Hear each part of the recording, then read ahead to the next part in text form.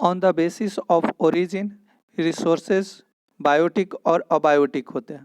Biotic resources के अंतर्गत वह सभी जीवित चीज़ें यानी लिविंग थिंग्स को जो है वो बायोटिक रिसोर्सेज के अंतर्गत कंसीडर किया जाता है, लिविंग थिंग्स को, और जितने भी नॉन लिविंग थिंग्स होते हैं उन सभी को अबायोटिक रिसोर्सेज के अंतर्गत कंसीडर किया जाता है।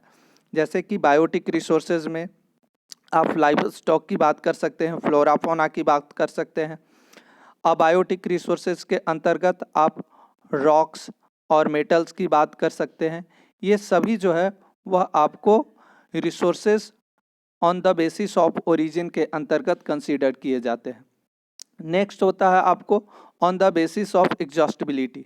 पहले भी बताया एग्जॉस्टिबिलिटी का मतलब समाप्ति के आधार पर। समाप्ति के आधार पर भी रिसोर्सेज को दो हिस्सों में बांटा जाता है।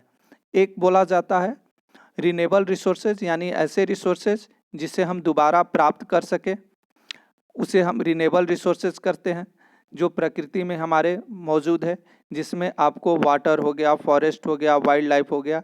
ये एक बार समाप्त होने के बाद या एक बार यूज करने के बाद दोबारा इनका यूटिलाइजेशन किया जा सकता है। लेकिन नॉन रिन्यूएबल रिसोर्सेज ऐसे रिसोर्सेज हो गए जिनका हम दोबारा इस्तेमाल नहीं कर सकते हैं। एक बार अगर हम इनको यूज कर लिए तो यह समाप्त हो जाएंगे। इसके अंतर्गत जितने भी आपको फॉसिल फ्यूल्स हैं जैसे कि कोल, पेट्रोलियम, नेचुरल गैस, इन सभी को जो है वह नॉन रिन्यूएबल रिसोर्सेज की श्रेणी में रखा जाता है। नेक्स्ट आपको जो आता है on the basis of ownership. Ownership में सबसे पहला आता है इंडिविजुअल रिसोर्सेज। इंडिविजुअल रिसोर्सेज यानी ऐसे रिसोर्सेज जिस रिसोर्सेज पे किसी पार्टिकुलर व्यक्ति का अधिकार होता है, जैसे कि कोई घर हो गया या किसी तरह का प्लांटेशन हो गया या कोई पार्टिकुलर लैंड्स हो गया, उस पर किसी इंडिविजुअल का ऑनरशिप रहे, यानी कोई उसका एक व्यक्ति मालिक हो, उसको इंडिविजुअल रिसोर्सेज की श्रेणी में रखते हैं। दूसरा आता है कम्युनिटी रिसोर्सेज। कम्युनिटी रिसोर्सेज के अंतर्गत क्या होता है? कम्युनिटी रिसोर्सेज के अंतर्गत ऐसा होता है कि एक पूरी कम्युनिटी जो है वो उस रिसोर्सेज को जो है वो कंट्रोल करती है।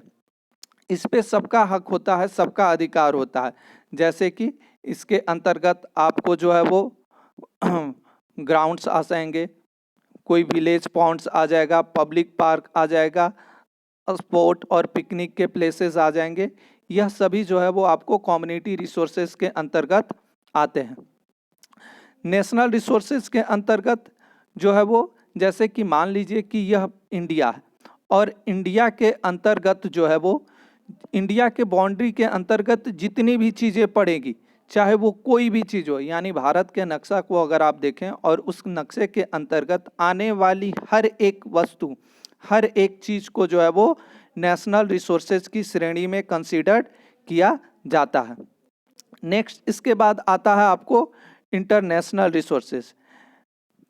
इंटरनेशनल रिसोर्सेज को जानने से पहले एक बार नेशनल रिसोर्सेज में ही एक बात आती है जिसमें आपको ध्यान रखना होगा